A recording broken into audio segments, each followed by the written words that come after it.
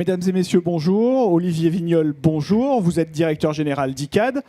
2018, c'est une année un peu charnière pour la foncière que vous dirigez parce que vous avez présenté cette année un nouveau plan stratégique. Quelles sont les priorités stratégiques d'ICAD en 2018 et pour les prochaines années? J'en mentionnerai deux. Sur notre foncière tertiaire de bureaux, qui est notre principal actif, avec un portefeuille de plus de 9 milliards d'euros. On a un plan de développement très ambitieux, plus de 2 milliards d'euros sur les 4 prochaines années.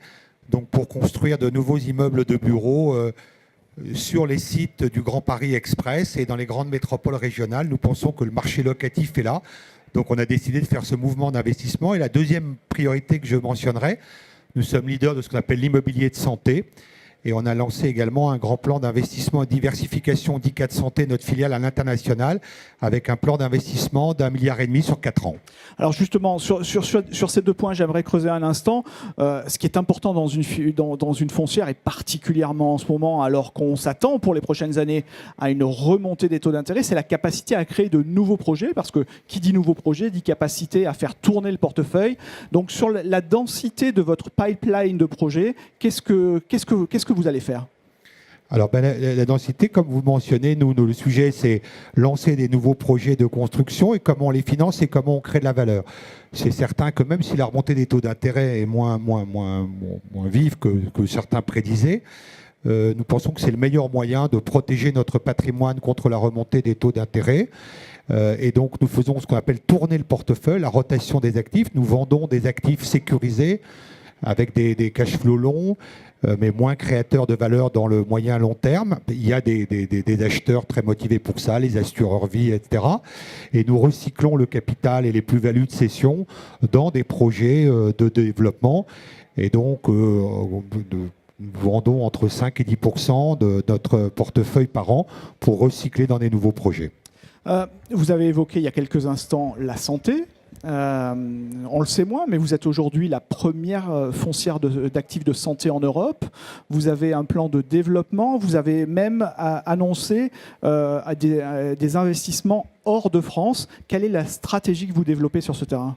En 10 ans, ICAD Santé est devenu le leader de cette classe d'actifs, de l'immobilier de santé. Et pourquoi? Parce qu'on a des très gros savoir-faire techniques pour construire des hôpitaux, des cliniques, des maisons de retraite, des maisons de santé. Et nous avons le sentiment que nous pouvons dupliquer ce succès à l'international. Donc on va étendre notre portefeuille hors de France et on a annoncé une première opération en Italie juste après l'été pour l'achat de 7 maisons de retraite pour un peu plus de 100 millions d'euros. Et encore une fois, nous entendons avoir d'ici 3-4 ans 25 à 30% de notre portefeuille à l'international.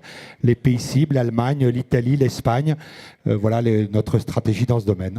L'idée, c'est de développer de nouveaux actifs ou d'acheter éventuellement des actifs existants? Les deux, nous avons la capacité à faire ce qu'on appelle des sell and leaseback, de l'outsourcing, puisque les opérateurs de santé qui sont nos contreparties, nos partenaires, nos locataires, sortent l'immobilier de leur bilan. Et on est une contrepartie très crédible. Mais comme je vous disais, nous avons aussi la capacité à concevoir et à construire des nouveaux actifs de santé. Et donc, je pense que le portefeuille que nous aurons à l'étranger, comme celui que nous avons en France, sera un mix d'actifs existants et d'actifs à construire. Ce que nous avons acheté en Italie est un portefeuille à construire. Mais donc, on a la capacité à faire les deux. Alors, dans le plan stratégique, il y avait un élément important qui est pour tout investisseur en bourse et particulièrement notable, c'est votre projet de coter d'ici 2 à 3 ans cet actif en bourse. Ça vaut combien une foncière de santé en bourse? Nous pensons que c'est un actif très rare, parce qu'un actif assez technique, il faut des savoir-faire assez particuliers pour gérer de l'immobilier de santé. Donc quand on aura réussi notre diversification à l'international, nous pensons qu'avec nos partenaires assureurs, puisque nous avons 56% de cette filiale, que de mettre cette société en bourse pourrait être un bon moyen de ce qu'on appelle extérioriser la création de valeur. Nous pensons même, et je m'excuse du terme technique que je vais employer, mais que nous pourrions avoir un prix de cotation qui soit supérieur à l'actif net réévalué. Pourquoi? Parce que c'est une classe d'actifs sur laquelle la demande est très supérieure à l'offre, que nous aurons et que nous avons déjà un pipeline de projets, et que donc à ce moment-là, les investisseurs anticiperont un petit peu, nous l'espérons, la création de valeurs futures. 2 à 3 ans, c'est-à-dire qu'on est sur vraiment un horizon fin 2021, plutôt 2022 en matière de cotation, il ne faut pas faire trop de pression parce qu'on est aussi dépendant de ce qu'on appelle les conditions de marché. Si on devait coter cette filiale en ce moment, ça ne serait pas le moment idéal. Donc il faut à la fois nous qu'on ait fait notre diversification internationale et puis que les conditions de marché, c'est-à-dire une relative stabilité, ce qui n'est pas le cas de la période actuelle, soient là pour que ces introductions puissent se faire de manière sereine. Alors on parlait de singularité avec ce portefeuille d'actifs de santé. Il y a une autre singularité chez ICAD, c'est que vous détenez votre propre promoteur immobilier. On voit depuis quelques semaines, quelques mois, des éléments de ralentissement du marché. Qu'est-ce que vous pouvez nous dire là-dessus? Est-ce que l'appétit des investisseurs ou des propriétaires pour leur compte propre est en train de se terminer et est-ce qu'on va vers des années un petit peu plus difficiles en termes de promotion immobilière? Le paradoxe, alors le ralentissement est réel. Vous avez peut-être vu dans la presse récemment déclaration d'Alain Dinin, donc la production de logements en France sera moins 10% probablement cette année par rapport à l'année dernière. Le paradoxe, ce n'est pas un problème de demande, c'est un problème d'offre. C'est là où on trouve que c'est vraiment très dommage. C'est que les clients, que ce soit pour investir ou pour habiter, sont là. Les investisseurs institutionnels même reviennent sur le logement privé. Le sujet, c'est la production qui ne suit pas pour des raisons diverses et variées. Il y a des raisons de fond, les recours sur les permis de construire, l'empilement des normes, etc. Puis vous avez une raison conjoncturelle que nous regrettons beaucoup, et qui est que manifestement certains maires ont anticipé un petit peu les échéances électorales municipales de 2020 et qu'ils ont toujours peur de lancer des projets de construction dans leur ville avant les élections, parce que c'est vrai que parfois ça crée des gênes, des nuisances, les chantiers, etc. Et donc les maires, on s'aperçoit, ont levé, comme on dit, un peu le crayon sur les permis de construire. Et donc en fait, donc l'élément conjoncturel, c'est vrai, n'est pas très bien orienté sur le logement. Par contre, les tendances de long terme sont, de notre point de vue, très positives parce qu'on construit moins de logements en France que clairement on en a besoin. Donc ces perspectives de moyen et long terme, je dirais, sont, je crois, favorables à la promotion immobilière de logements. Mais il est vrai que cette année et l'année prochaine, pour un certain nombre de raisons, la production de logements en France sera vraisemblablement en baisse. Alors vous êtes perçu comme une foncière très liée à la Caisse des dépôts et des consignations, qui est votre premier actionnaire, mais vous avez aussi une banque qui est un actionnaire important, c'est Crédit Agricole. Si je parle de votre actionnariat, c'est que cette année, il y a eu un conflit entre ces deux actionnaires pour la représentation de ces actionnaires au niveau du conseil.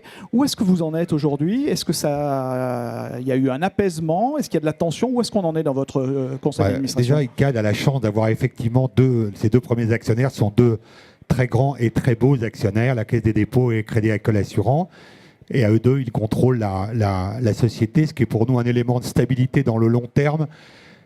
Et les cycles immobiliers sont quand même des cycles longs. Alors effectivement, ils ont eu un différent sur ce qu'on appelle la gouvernance. Je crois que ce qui est important de souligner, c'est qu'en revanche, sur le plan stratégique qu'on a présenté en juillet, il a été approuvé à l'unanimité.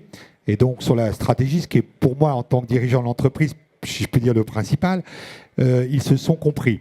Pour ce qui concerne les sujets de gouvernance, il n'appartient pas à un directeur général de les commenter, mais je crois pouvoir dire que la situation est apaisée.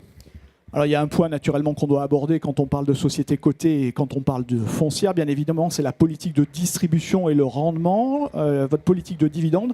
Quelle est la trajectoire à laquelle les investisseurs doivent s'attendre pour la durée du plan?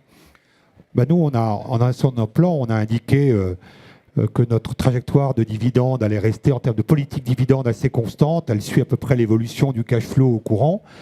Et on a annoncé un taux de croissance moyen sur la durée du plan de 4,5%. Donc c'est une indication qu'on donne aux investisseurs. Et je le souligne parce que finalement aujourd'hui, on a, un peu comme tout le monde, le cours de bourse a un petit peu souffert, notamment du dégagement d'investisseurs américains qui rapatrient des capitaux très significatifs dans leur pays. Mais donc aujourd'hui, au cours de bourse auquel on est, la rentabilité d'ICAD elle est supérieure à 6%. Et on a par ailleurs annoncé une trajectoire de dividendes futurs de croissance dans l'ordre de 4,5%. Chacun pourra faire le calcul en disant que l'action ICAD devrait, dans les années futures, délivrer un rendement qui, de mon point de vue, est extrêmement attractif. Olivier Vignol, directeur général d'ICAD, merci. Merci à vous.